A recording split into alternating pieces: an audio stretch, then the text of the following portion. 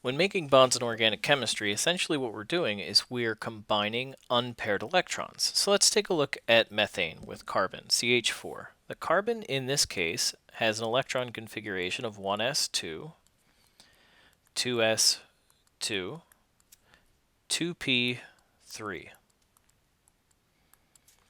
2p2, I'm sorry. If we're looking at unpaired electrons, there are only two unpaired electrons that can make a bond. So how can we explain how methane carbon makes 4 bonds? Well, what we do is we hybridize these orbitals. So instead of saying there's one single s orbital and 3 p orbitals, we have a mixture of these orbitals where we have 2s and 3p combined. We'll call these sp3 orbitals. There are now 4 orbitals. We spread all 4 of these electrons along these orbitals, and now carbon can make 4 bonds. What does this look like? Well, if we take our typical orbitals, we've got an s orbital here and 3 p orbitals, and we blend them together, we get shapes that look like this, where we have some of the angles and the geometries of p orbitals, where they're a little bit blended with the s orbitals in the middle. This is sp3. This is how carbon can make 4 bonds. Let's take a look at another example. Ethylene, C2H4. If we draw the Lewis structure, we notice that the carbons share a double bond. In this case, we call that a pi bond. They have a pi bond as the double bond, and a single bond we're going to call a sigma bond. So, how does a double bond form in terms of hybridization? Well, for each sigma bond, we need to have hybrid orbitals.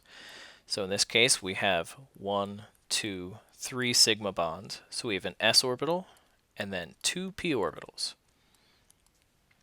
Another way of thinking about this is for each pi bond, we have to have a p orbital off by itself. So instead of sp3, where we had 4 orbitals with equal energy, now we have 3 sp2 orbitals and a single p orbital. Again, we have 4 electrons, so we can make 3 sigma bonds and 1 pi bond.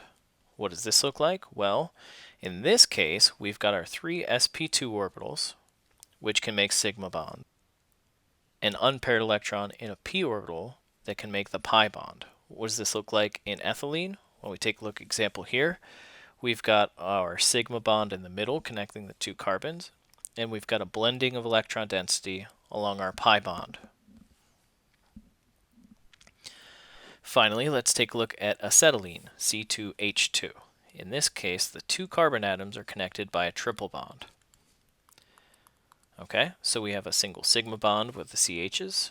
We have a sigma bond in the middle of the 2 carbons, and we have 2 pi bonds. For each sigma bond, we need a blended hybrid orbital. So we have a 2sp orbital, because there are 2 sigma bonds for each carbon.